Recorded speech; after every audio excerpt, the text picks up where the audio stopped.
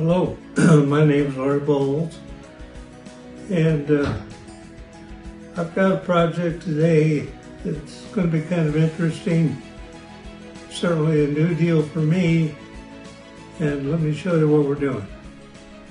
Well, the first challenge on building this layout is the 18-foot length. I didn't have room in my garage to assemble the layout as one unit. So I have divided it into 3 6-foot sections: an industrial scene, a city scene, and a mountain scene. The trick will be to make it look like one layout.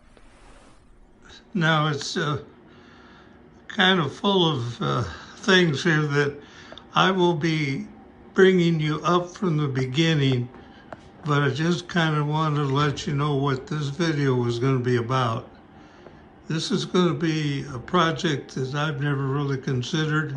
It's kind of a compliment to be able to do it in somebody's store, but it also carries a lot of concern about making sure that they're satisfied with what I do. And due to the unseasonably warm climate here we've had out in my garage for the last week or so, I was able to really get started on this project. And I'm going to jump to this, the third section, which is going to be the mountain section, and work on it a little bit and get you up to speed on where we're at. I will go back and take the industrial site module and show you how I build it too. Now, I've never really got involved in building mountain terrain on any of my layouts in the past. You know, the Sioux Town and Harbor Town, and they're based on urban industrial city, environments. And so, but I do know from watching the videos that I was going to go with kind of a foam base and kind of get, it's not going to be huge mountains. It's still a small end scale 16-inch layout, but you can see I've kind of started out here, and I'm going to do a little touch up and forming the final piece here. Now the first step in kind of grooming these mountains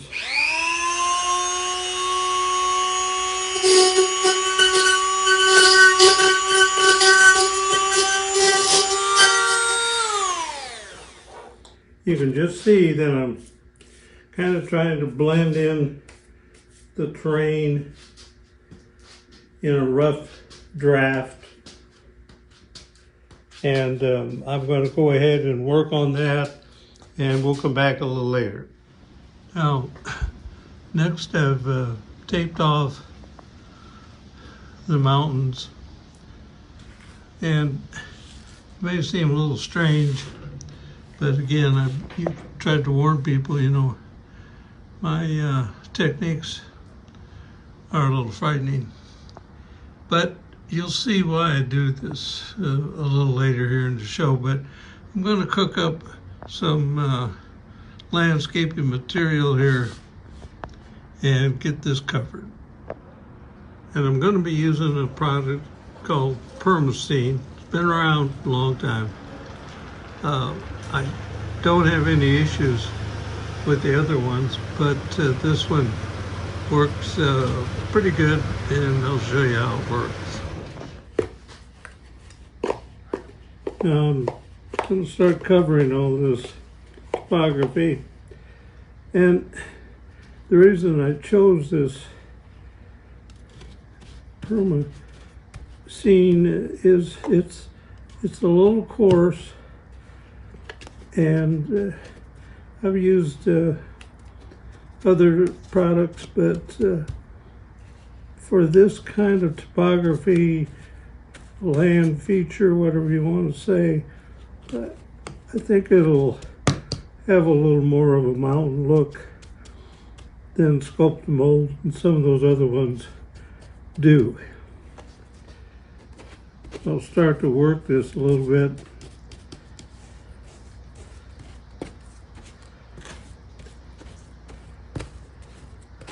And you can kind of see the earthy texture that I think will help me get a good look on these mountains.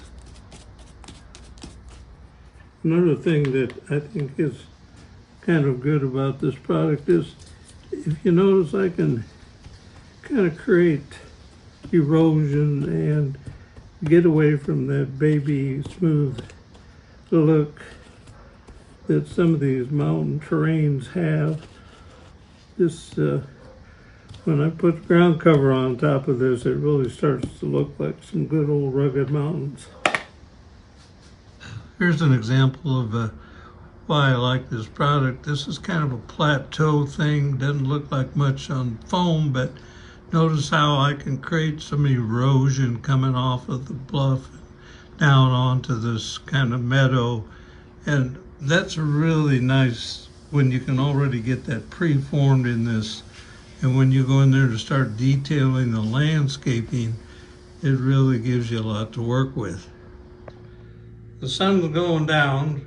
We've had a wonderful 72-degree day here in Oklahoma City. And I got my mountains covered with the Perma-Scene product. And we're gonna let that dry overnight. They say 24 hours, but I'm real pleased. I think it's gonna be a good base.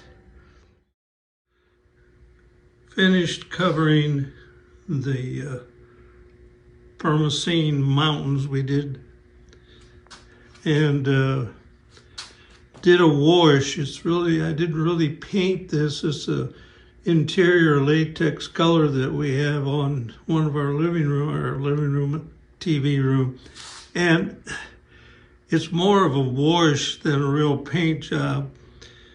The thing that's causes me to do this is I learned somewhere, and it's really been a great advice, that you always want to start with the lightest colors at the bottom.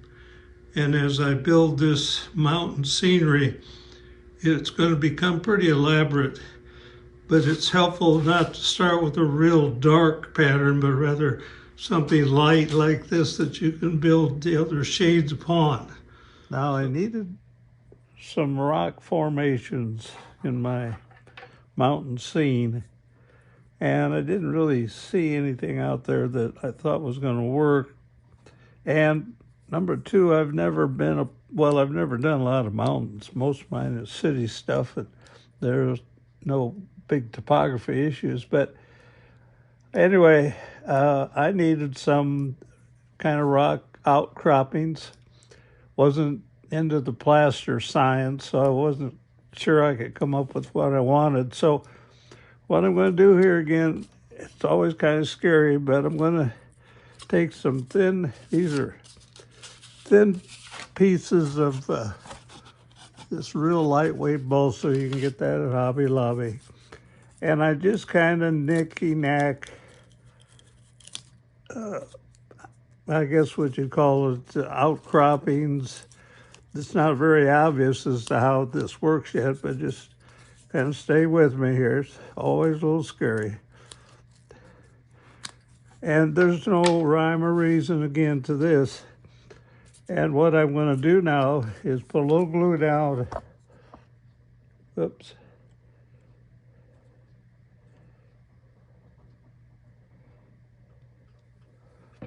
And I'm going to sit this on top of that.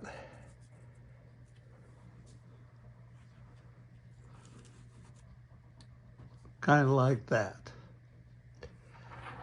Then here, I'm just kind of cutting out some little outcroppings, and there's no right or wrong here. And it's just to create a variance in the ledges of this outcropping. Then I'm going to put down a little glue here. And I'm going to drop another one on the stack.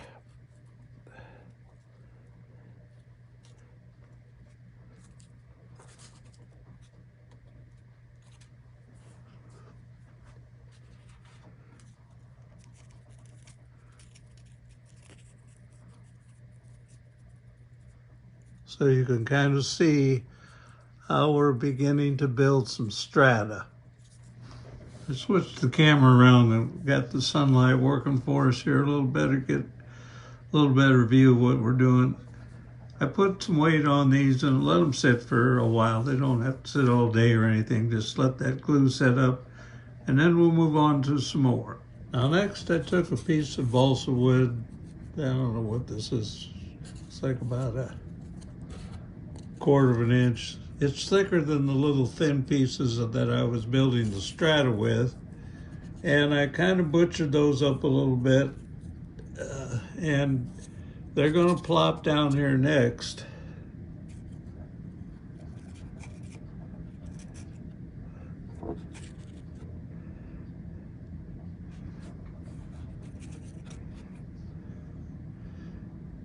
And they're going to be the start of what I guess geologists would call a couple stratas, a little bigger stratas. And let me show you what I mean. This is the end result. And you'll notice that there are some bigger blocks. And that's just kind of what we did there to give a little different size to the strata. And then I put a couple thin ones up on the top after we did that. But it just gives you a little more texture, I guess you'd say, or structure, more interest. I covered them with kind of a light slate gray, then came back in and just dry brushed a couple golden tones on there, nothing right or wrong. And they're still rough, but you'll see what I'm up against next. If you remember, I taped off the mountain, the foothills of the bottom mountains to protect them, and I'm sure people thought, what is he doing that for? Well, now you're going to see the next thing. Showed you how I came up with these little rocky outcroppings, and I decided that this layout really, even though it's supposed to be kind of a mountainous part of the layout, it just didn't lend itself to tunnels or anything. But there's a fundamental rule that when you're running track through a layout, you try to avoid straight lines. So you can see that what I'm going to do next is kind of make a curvy, follow the bank look that most railroads use. If you really watch railroads, they always like to follow the bottom lower level of the mountains. And we're going to do the same thing. So here we go. I will combine these outcroppings with some foam that will be the curvature of the track route along the bluff and along those rock outcroppings. So what I'm going to do now is incorporate them permanently onto the scene. So I cut some little pieces of foam. I'm going to glue those down. I'm going to glue this on top of those, and then I'm going to lay the track embankment so that they're together like that. And that's going to lock them in, and that's going to be the bed for the flex track rolling through this territory. Well, we've kind of got the basic landscaping finished. There'll be a lot of detailing on the scene. Got to do the bridges. And of course, I've got to do a lot of work on the lake. But I think this is going to make a nice scene for trains running through the layout. Well, welcome to my world. It's a big project, and I've made a decision here. They've got the bench work done at the store, and so I'm going to focus in, and I'll try to keep you up to date here on what I'm doing. But right now, I'm putting all my effort into the mountain module. This is the one that will go up next to the wall. And some of this is just kind of basic landscaping. I've showed you a few of the things that I've done. And right now I'm just in the stage of kind of trying to get most of the mountain look out finished. And I've been working with the static grass machine. Never used one before, and I'm learning. I'll keep you posted, but right now you can see that I'm just kind of trying to get the basics down, and it'll move pretty fast. So we'll be back.